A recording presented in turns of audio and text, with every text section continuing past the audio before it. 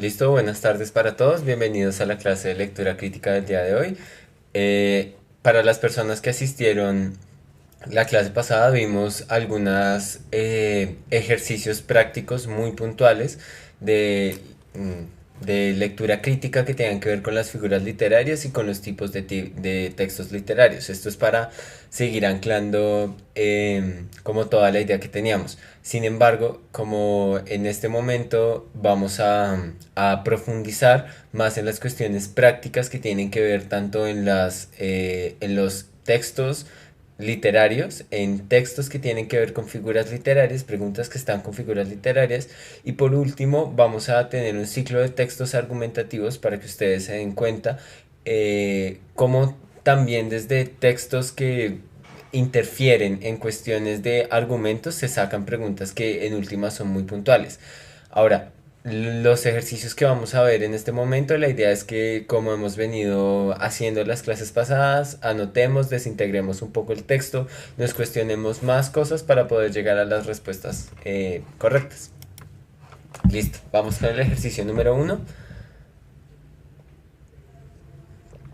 Listo. Abre comillas. El fatalismo es comprensible en el texto histórico. No en vano, las palabras de Salomón, el corazón del gobernante está en las manos de Dios, se han convertido en proverbio. El zar, por ejemplo, es un esclavo de la historia, un acontecimiento casual, y tiene menor libertad de elección que el resto de personas. Cuanto más poder, cuanto mayores vínculos con otras personas, menor es la libertad. La afirmación que puede inferirse del fragmento es A. Un rey europeo es más libre que el zar. B. El zar es más libre que cualquier individuo. C. Un campesino es más libre que el zar. D. El rey Guillermo es más libre que el zar. Bueno, recordemos que pues voy a dar como una explicación un poco general para que ustedes pues van eh, mandando sus respuestas, cuál es la respuesta correcta que creen, pero recordemos que lo primero que hay que hacer cuando nos enfrentamos a un texto de lectura crítica que no tiene una lectura posterior, si es una lectura extensa posterior, pues siempre nos vamos a remitir a la lectura o al fragmento, en este caso es un fragmento. Muchas veces estas pruebas están diseñadas para que tengamos una lectura grande y larga y a partir de esa lectura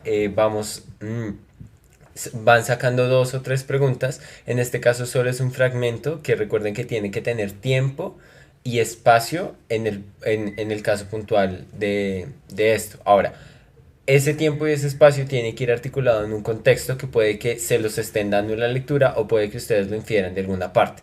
Recuerden que lo primero es revisar el tomado de o bueno, el de dónde se saca esta bibliografía y el otro es pues darle temporalidad y espacialidad.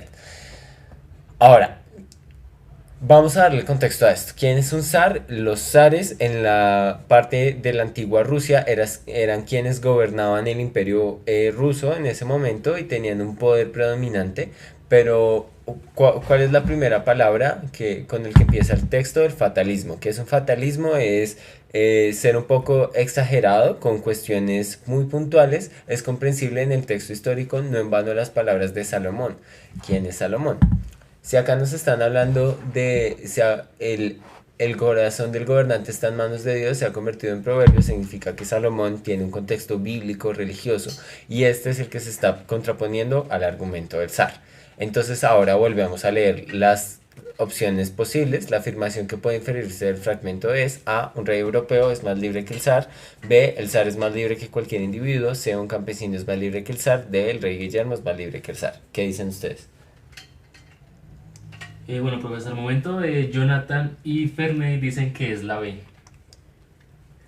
Jonathan y Ferney, listo. Gracias, chicos. ¿Quién más se ha animado? No, todavía no. No han dado más respuestas. Vale. Bueno, entonces recordemos, terminamos de leer todo el párrafo. El zar, por ejemplo, es un esclavo de la historia, un acontecimiento casual y tiene menor libertad de elección que el resto de las personas. Cuanto más poder, cuanto mayores vínculos con otras personas, menor es la libertad. ¿Listo? Acá no nos están diciendo puntualmente qué hace un zar o qué es un zar. Entonces, en este tipo de casos lo que tenemos que hacer es inferir y mirar y analizar más el texto que irnos puntualmente a cuestiones más académicas. ¿Listo? Bueno, vamos a dar un minuto más para que otros de sus compañeros que están conectados en este momento nos digan y miramos cuál es la respuesta correcta.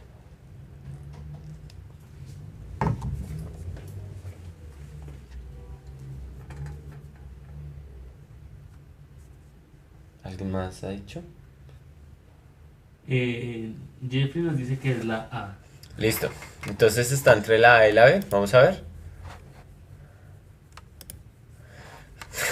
Bueno, pues resulta que ninguna de esas dos respuestas era la correcta, ya vamos a ver por qué. Entonces dice, la afirmación que puede inferirse del fragmento. Recordemos esta parte del fragmento. Bueno, un campesino es más libre que el zar. Entonces, el fatalismo es comprensible en el contexto histórico, no en vano las palabras de Salomón, el corazón del gobernante está en manos de Dios. Se han convertido en proverbio. El zar, por ejemplo, es un esclavo de la historia, un acontecimiento casual y tiene menor libertad de elección que el resto de personas. Cuanto más poder, cuanto mayores vínculos con otras personas, menor es la libertad. Ahora, acá dice, un campesino es más libre que el zar precisamente por la afirmación que nos está diciendo que es un esclavo de la historia, un acontecimiento causal y tiene menor libertad de elección que el resto de las personas. Esto tiene que ver también como en la forma en la que está escrita la historia, en la forma que se representaban las acciones del zar y que precisamente tenía que predominar la monarquía, que tenía una descendencia de control del poder en Rusia y eso equiparaba que un campesino realmente podía tener mayor libertad de selección en el caso de pues de poder hacer algún tipo de acción. Sin embargo, recuerden que hay múltiples tipos de libertades. Acá nos están preguntando porque pues probablemente el zar tenga una libertad económica más amplia que, que el campesino.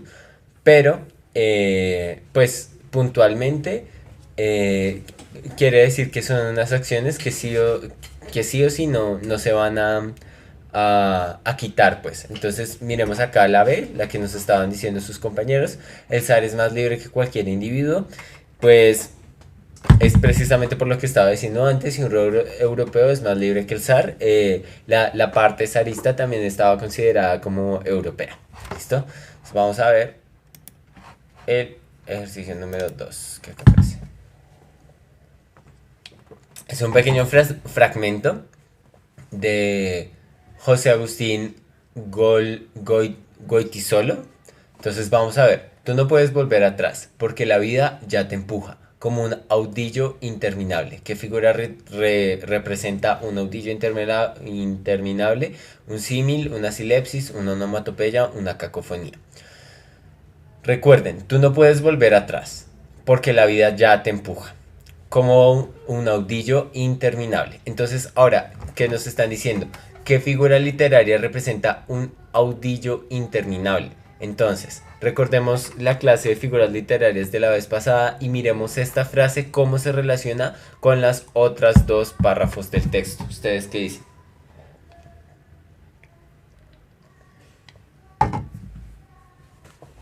Bueno, profe, Luz, Jeffrey y Juliana nos dicen que es la A.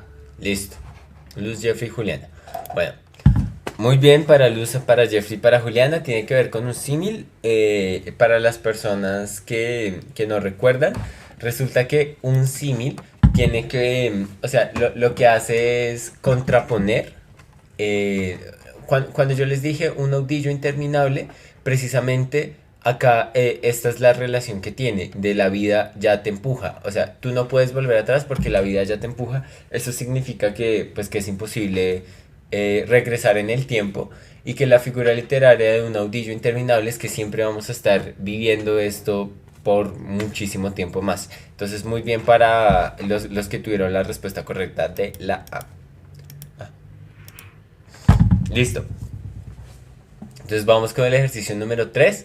Tenemos otro fragmento, en este caso es de León Tolstoy. Para quienes conocen a León Tolstoy, pues ya pueden ir ubicando, dependiendo del contexto, de las implicaciones que este autor tuvo.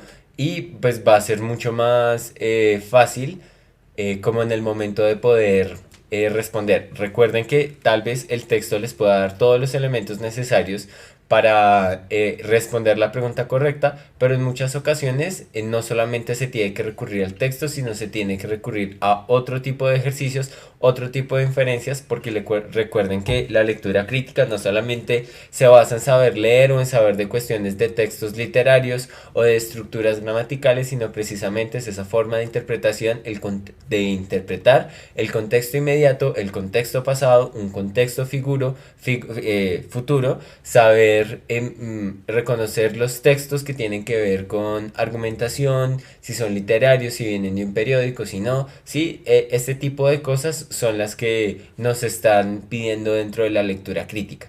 Y realmente, pues esto demuestra la cantidad de comprensión lectora que ustedes tienen y el bagaje intelectual que han venido construyendo en sus espacios académicos. Listo, entonces empezamos a leer. En la antigüedad, ¿por qué no decimos que Atila guió a sus huestes? Sino que ya entendemos que las naciones fueron del este al oeste. Pero en la historia moderna ya no queremos entender eso. Nos sigue pareciendo que los prusianos vencieron a los austriacos, porque Bismarck fue muy fino y astuto cuando toda la astucia de Bismarck solamente se camuflaba bajo un acontecimiento histórico que había de suceder irremisiblemente. León Tolstoy. Ahora, vamos a ver qué nos están eh, pidiendo responder. Para Tolstoy, las dos visiones del pasado son A. La antigua que piensa en procesos y la moderna en individuos. B. La que se enfoca en Atila y la que se concentra en Bismarck. C. La historia militar y la historia social. D. La historia militar y la historia política. Entonces, volvemos de nuevo, no nos están pidiendo un argumento central o desmenuzar que el fragmento nos dé una respuesta totalmente puntual, sino realmente lo que nos están pidiendo es que cuál a partir del contexto o sea, cuáles son las opciones, cómo se pueden reconocer los tipos de opciones que hay dentro del fragmento.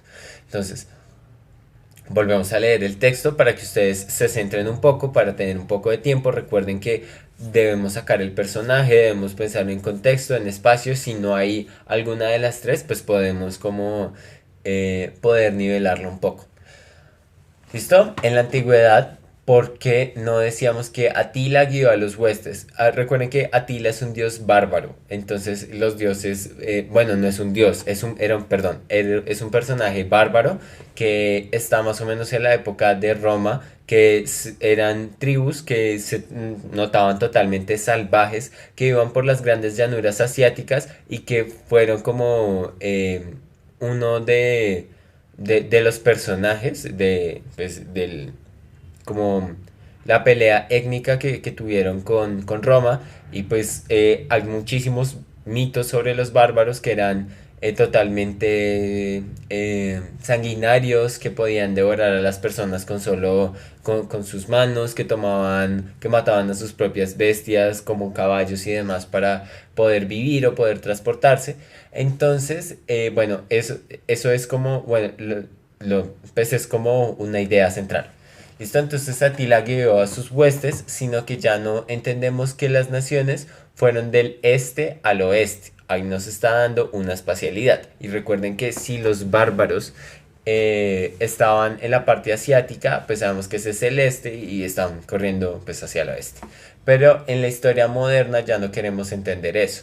Entonces ya no nos están diciendo que el eje central del fragmento no son los bárbaros, sino está abriendo las opciones. Y ahora nos habla de la historia moderna, que es una historia que entonces no necesariamente se está concentrando en ese punto, en ese suceso pasado. Pero en la historia moderna ya no queremos entender eso. Nos sigue pareciendo que los prusianos vencieron a los austriacos porque Bismarck fue muy fino y astuto. Entonces, ahora nos lleva a otro contexto un poco más contemporáneo, un contexto político, fuerte, complicado, europeo, que tiene que ver con Bismarck, bueno, que hizo parte de la antigua Alemania. Y bueno, con toda la astucia de Bismarck, solamente se camuflaba bajo un acontecimiento histórico que había que suceder irremisiblemente. Entonces acá ya tenemos dos visiones del pasado, una muy antigua y otra un poco más contemporánea que queja como unos contextos específicos. ¿Ustedes qué creen? Bueno, profe, una pregunta. Jonathan pregunta, ¿qué es una silepsis? Listo. Ya, como era de la respuesta pasada, la resolvemos esta y nos devolvemos. Listo.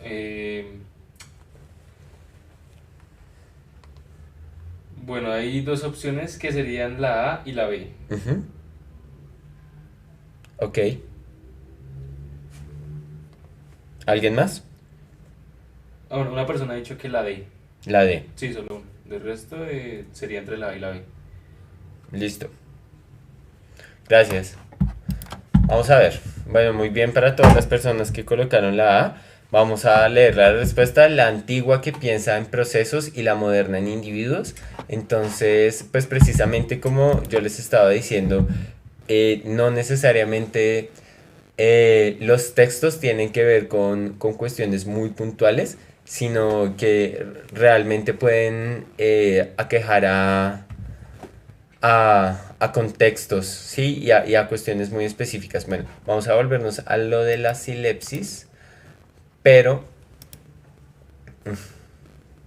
pues es que realmente tendría que explicar puntualmente. Lo que pasa es que pues, la silepsis es una figura literaria que también tiene que mm, conlleva cuestiones de comparación un poco y, o sea, compara, pero también como que de alguna forma em, contrapone cierto tipo de ideas. Ahora, esta es como una definición un poco absuelta que se tiene que afinar y por ende pues no la tengo tan clara, entonces la explico en la primera parte de la clase dentro de 8 días para pues no poder para profundizarla de una forma buena y pues tener como la información suficiente para explicarles del todo a ustedes. De resto, la onomatopeya y la cacofonía se parecen, es una forma de representar los sonidos, pero una tiene que ver bueno, recuerden que la onomatopeya es como bang, click, bueno, demás cosas, y la cacofonía tiene que ver con sonidos un poco más humanos, si no estoy mal. Sin embargo, ese tipo de figuras literarias las profundizamos muy bien en la otra clase al principio. ¿Listo? Qué pena. Entonces vamos para el ejercicio 4. Cuando éramos niños, recuerden que otra eh, idea grande de lectura crítica tiene que ver con cómo está compuesto el texto. Ahora estamos viendo que hay unas separaciones que son por palitos. Ahora miremos qué es por qué está separado así. Entonces, cuando éramos niños, los viejos tenían como 30. Un charco era un océano. La muerte lisa y llana no existía. Luego, cuando muchachos, los viejos eran gente de 40. Un estanque era un océano. La muerte solamente una palabra. Ya cuando nos casamos, los ancianos estaban en 50. Un lago era un océano. La muerte era la muerte de los otros. Ahora, veteranos, ya le dimos alcance a la verdad. El océano es por fin el océano, pero la muerte empieza a ser la nuestra. El autor usa diferentes momentos de la vida para explicar. A. ¿Cómo nos hacemos más sabios cuando pasan los años? B. ¿Cómo cambia nuestra percepción sobre los espacios? Lo ejemplifica con un charco, un lago y un océano. C. Para explicar que la muerte es irremediable. D. Cómo cambia nuestra percepción, cómo se afina hasta que el fin es inminente. ¿Ustedes qué dicen?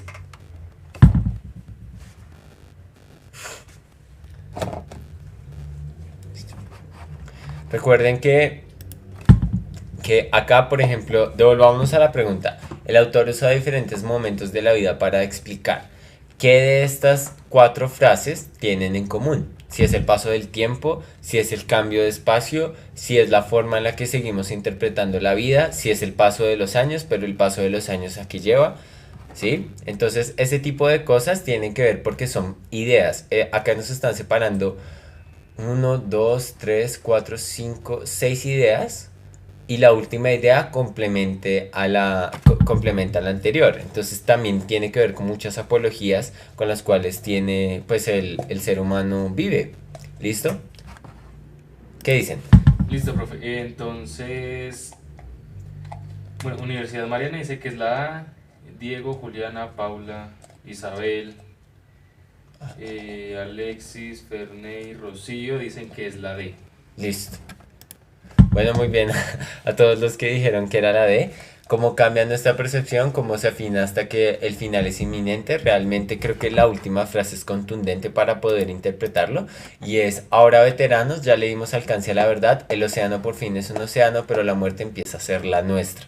¿Sí? Entonces, esto de que la muerte empieza a ser la nuestra conlleva a que somos nosotros los que en últimas ya tuvimos toda la experiencia de estas cuatro frases anteriores y que es la sabiduría, pues, la percepción lo que está cambiando, porque ya sabemos lo que es un océano, ya sabemos que la muerte realmente es la que está al lado de nosotros siempre, sí, entonces es una idea más general. Listo. Entonces vamos para el ejercicio número 5. ¿Alguna pregunta hasta ahora o...? Listo. Lea el siguiente extracto de un artículo de Jorge Blandón para la revista Arcadia, publicado el 19 de septiembre de 2017. Abre comillas. Las mujeres y hombres del barrio fueron arrinconados por una guerra que no era de aquí y donde los personajes siniestros, venidos de otros lugares, instalaron un fortín, donde iban a ir incorporando una nueva especie de verdugos a sueldo, mano de obra barata, sin calificar, segura de sus actos, sin temblor en su mano, con la sangre fría. Estos se paseaban por la esquina haciendo las veces de falsa autoridad, y todo esto a plena luz del día. Todos sabían, pero nadie decía nada. Con respecto al contexto de la lectura, se puede afirmar que este trata de, nos está pidiendo el contexto. Ahora, yo les pregunto a ustedes, que es una pregunta que realmente los va a ubicar mucho y también pues puede que sea una pregunta de estado, de alguna prueba de estado puntual para alguna universidad, y es ¿qué tipo de texto es? ¿Ustedes qué tipo de texto creen que es y cómo está compuesto? Si nos está diciendo, lean el siguiente extracto de un artículo de Jorge Blandón. Nos está diciendo primero que es un artículo y segundo quién es el autor, en dónde está publicado, revista Arcadia. Entonces ahí ya hay elementos suficientes para saber qué tipo de texto es y hacia dónde nos lleva. ¿Qué han dicho? Ah.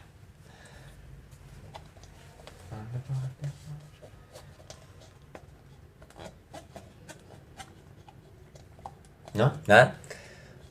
Bueno, entonces sigamos viendo elementos. ¿Cómo está escrito? ¿Cuáles son los personajes? ¿Cuál es el tiempo? ¿Está misterioso o no? ¿Está denunciando algo o no? ¿Ustedes qué piensan? Las mujeres y los hombres del barrio fueron arrinconados por una guerra que no era de aquí y donde personajes siniestros venidos de otros lugares instalaron un fortín, donde iban incorporando una nueva especie de verdugos a sueldo, mano de obra barata. ¿Qué nos dice esa primera idea? Sin calificar, segura de sus actos, sin temblor en su mano, con la sangre fría. Estos se paseaban por la esquina haciendo las veces de falsa autoridad. Y todo esto a plena luz del día. Todos sabían, pero nadie decía nada. ¿Alguien se ha animado al tipo de texto? Bueno, Dayan dice que es informativo y Diego dice que es ensayístico. Listo. ¿Alguien más? Eh, Vale.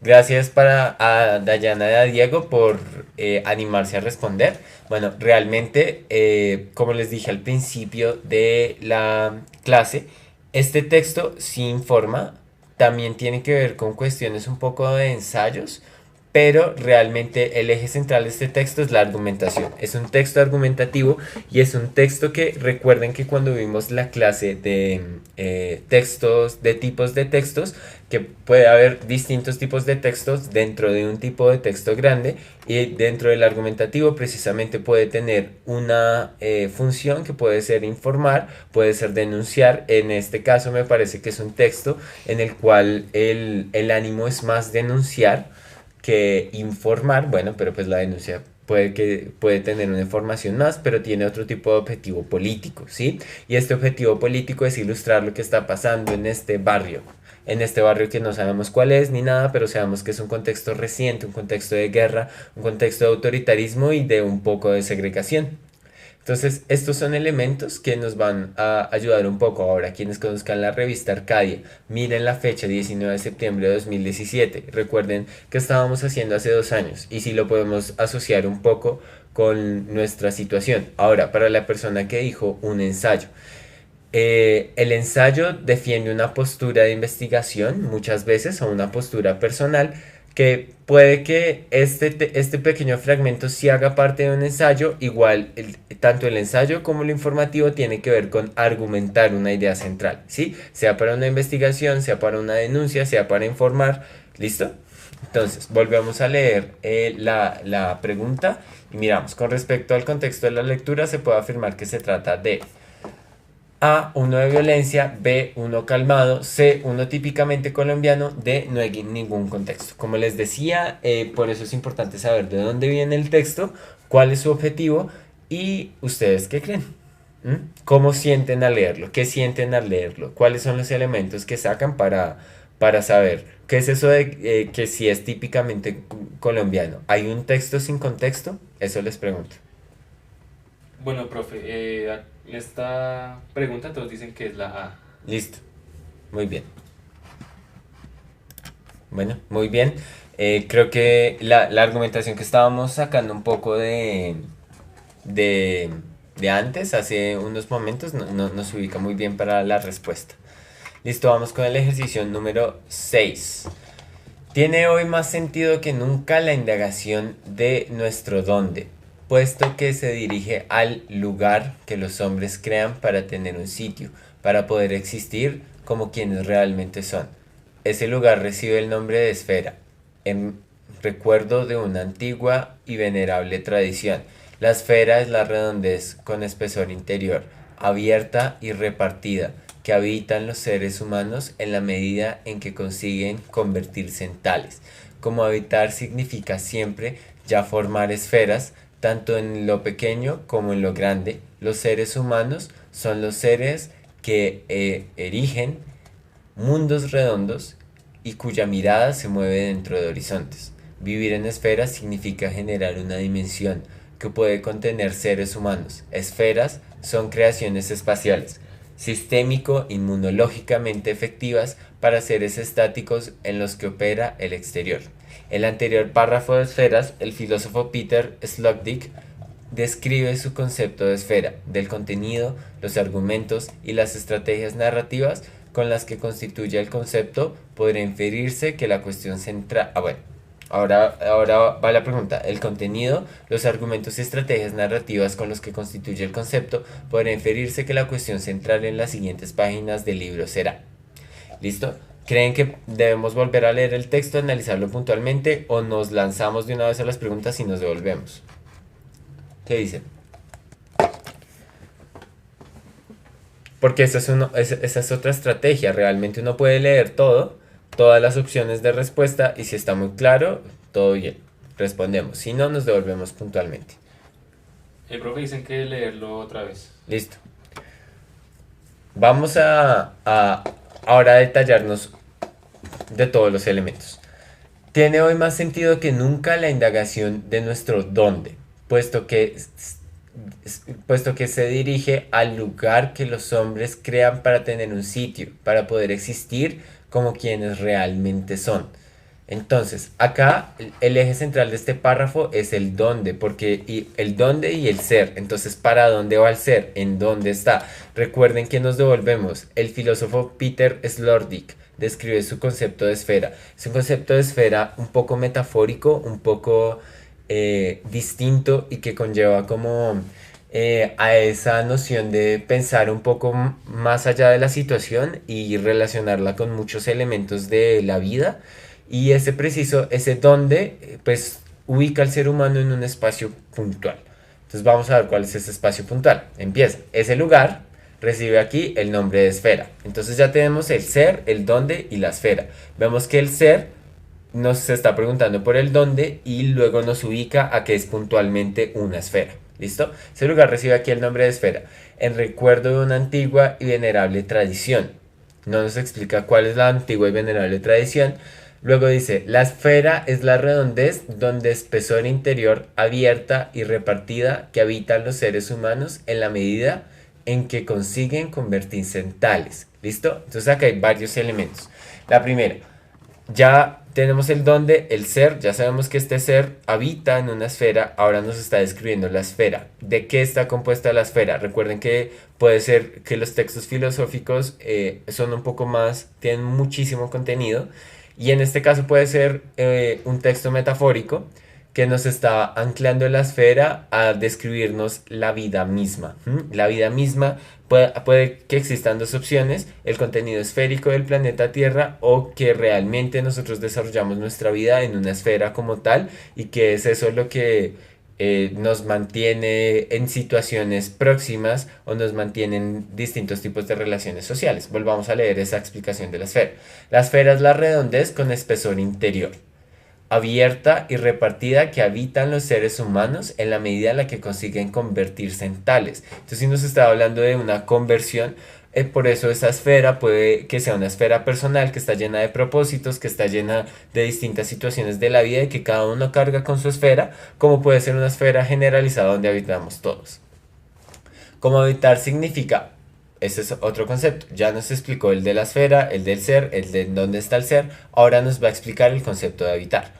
Como habitar significa siempre ya formar esferas, tanto en lo pequeño como en lo grande. Los seres humanos son los seres que erigen mundos redondos y cuya mirada se mueve dentro de los horizontes.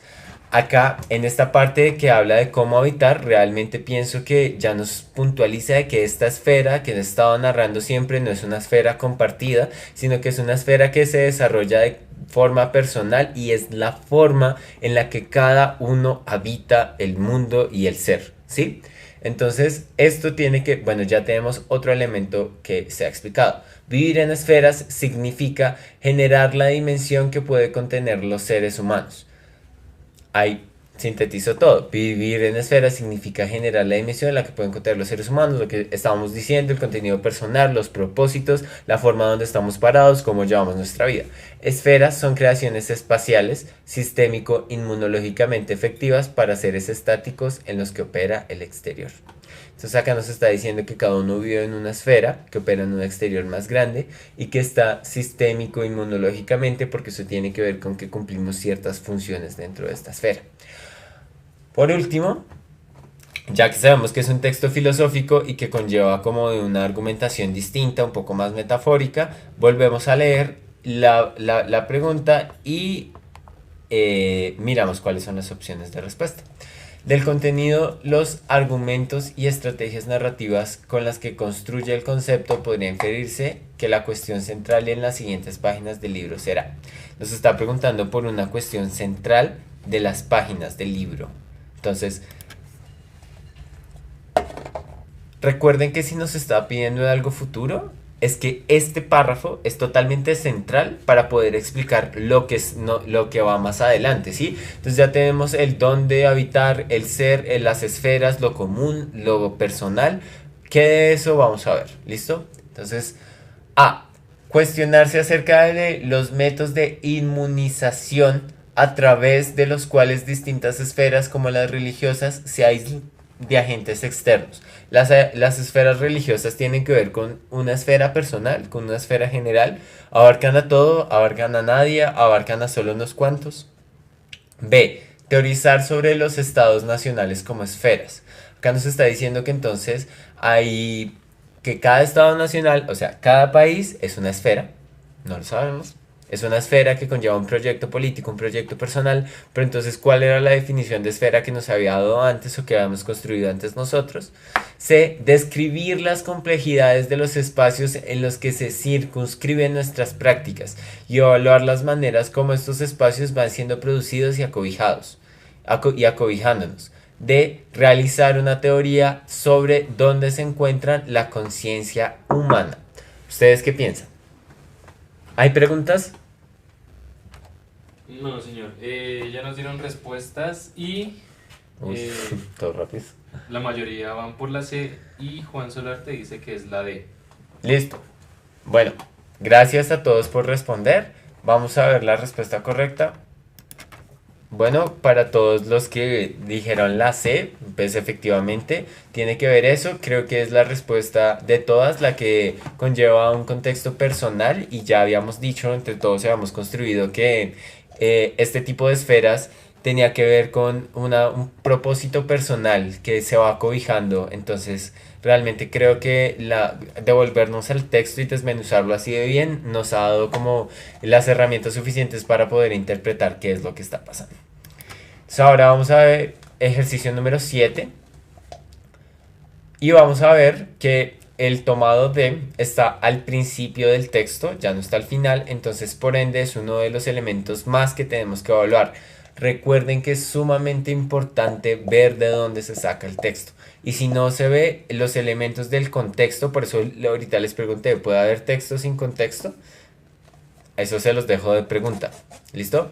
Entonces vamos a ver. Lea el siguiente fragmento del libro periodístico Voces de Chernobyl de Slanta Alexievich, en el que se recopilan voces de quienes fueron afectados por el desastre nuclear en Chernobyl.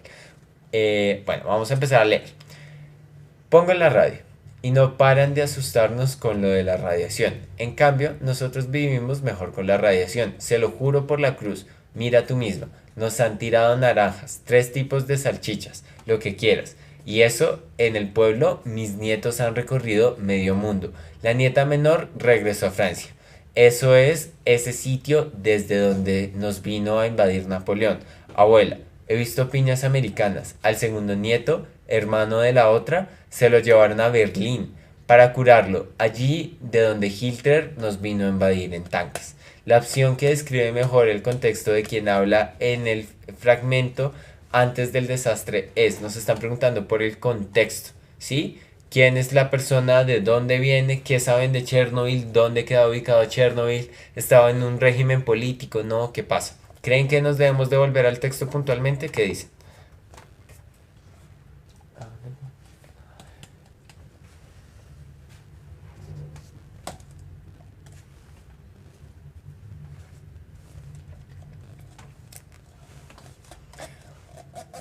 Bueno, recuerden que hay que darle un espacio-tiempo. ¿Quién de ustedes sabe en qué año fue Chernobyl, por ejemplo? ¿Y qué estaba pasando? ¿Cómo estaba desarrollada la tecnología? ¿Por qué se están asombrando con este tipo de nos han traído naranjas, 3 tipos de salchichas?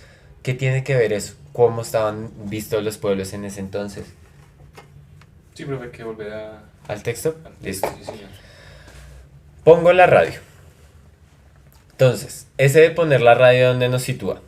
Pueden ser en distintos espacios, pero el espacio más concreto en el que se pone la radio, pues es en la casa, que son frecuencias que se tenían en un espacio, porque no dicen abre el internet o miro la televisión, es porque precisamente en ese momento no es el eje principal.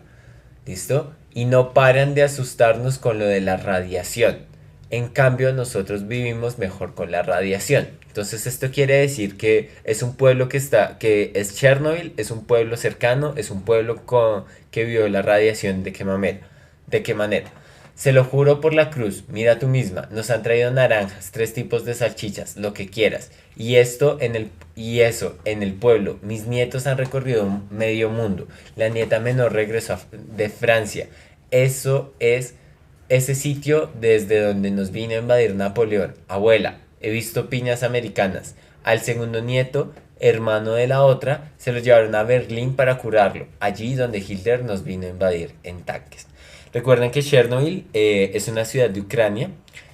Ucrania y el desastre nuclear es en el año 1985 y en ese momento Ucrania pertenecía a la Unión Soviética. La Unión Soviética tenía un tipo de régimen distinto al régimen capitalista que permitía que se tuvieran otro tipo de formas de vivir políticamente. Al momento de estallar esta situación de Chernobyl, lo que pasa es que la ayuda llega de todos, de toda parte del planeta y para poder hacerle contrapeso a la radiación, se La ayuda internacional, apoyos de otro tipo de países como Alemania y Francia, traslada a personas que están viviendo. Pero en este caso, yo considero que es una persona mayor la que nos está contando la historia, ya que habla pues de los nietos y de una tradición muy marcada en la Unión Soviética. Ahora miremos cuál es la opción de respuesta más fuerte. La opción que describe mejor el contexto de quien habla del fragmento antes del desastre es A. Vivía peor, pero no se sabe nada de la otra gente. B. Vivía la escasez y viajar no era un asunto común. C. Vivía peor, al igual que los jóvenes quienes decidieron abandonar el pueblo. D. Vivía en un mundo totalmente pacífico. ¿Cuál creen que cuál de esos cuatro contextos se articula más a lo que nosotros hablamos tanto de Chernobyl como de la situación y del fragmento de voces de Chernobyl, que es pues un libro que recopila las historias de vida de las personas que pudieron vivir para contarlo? Y ahora en este momento está muy famosa la serie de Chernobyl, que también nos da como una contraposición de lo que fue la situación política y social de ese momento. ¿Qué nos han dicho? Bueno, profe, digamos que la mayoría van por la B. ¿Ve? ¿Ok? Juan Solarte dice que es la C. ¿Listo? Bueno, Sí, sería hasta ahí. muy bien para todas las personas que escogieron la B, vivían la escasez y viajar no era un asunto común, pues realmente no todas las personas tuvieron la fortuna de desenvolverse dentro de esta situación de radiación de una misma forma. Los hospitales estaban llenos, algunos tuvieron la fortuna de poder salir a contener ayuda humanitaria, otros simplemente tuvieron que seguir con su condición y pues en muchos casos afrontarse a varios problemáticas que aquejó este tipo de cuestiones. Bueno, vamos a tener nuestra última pregunta. Vamos a pasarla un poco rápido por cuestiones de tiempo. Pero bueno, el discurso que se formará entonces ya no poseerá la vieja teatralidad artificial y torpe, sino que se desplegará mediante un lenguaje que pretenderá ser el de la observación y el de la neutralidad. Lo banal será analizado, siguiendo el código al tiempo gris y eficaz de la administración, del periodismo y de la ciencia, salvo que se pretendan buscar sus esplendores un poco más lejos en la literatura. En el anterior fragmento, La vida de los hombres infames, el filósofo francés del siglo XX, Michel Foucault, este habla del tipo de discurso y saber que dominará en su futuro, tal vez nuestro tiempo. Selecciona a partir de la lectura cuál es la opción que sospecha usted que sintetiza mejor el discurso referido.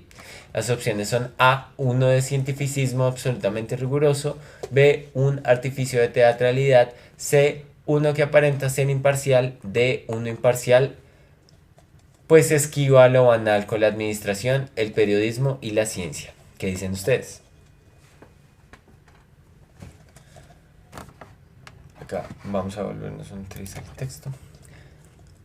Recuerden cuál es el eje central. No lo vamos a desmenuzar tanto porque ya hemos desmenuzado más textos. En este momento va a ser trabajo de ustedes. Y pues cualquier duda que esté, acá estoy para solucionarla. Recuerden ver el fragmento, si conocen algo de Foucault, qué nos está preguntando, cuál es el discurso. ¿Qué dicen? ¿Qué han dicho?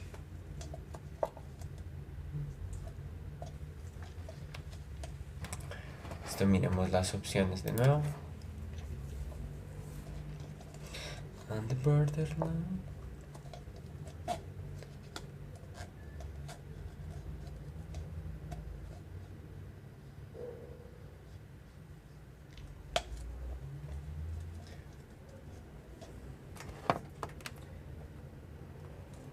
¿Nadie?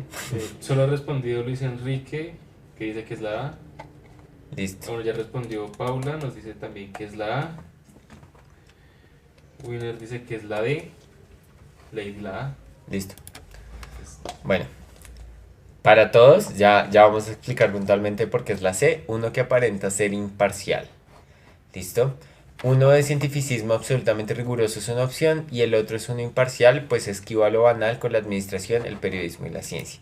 Ahora miremos la imparcialidad del texto. El discurso que se formará entonces ya no poseerá la vieja teatralidad artificial y torpe, sino que se desplegará mediante un lenguaje que pretenderá ser la observación y la neutralidad. Entonces esto de observación y neutralidad ya nos está dando como cuál es el hilo del texto que se necesita.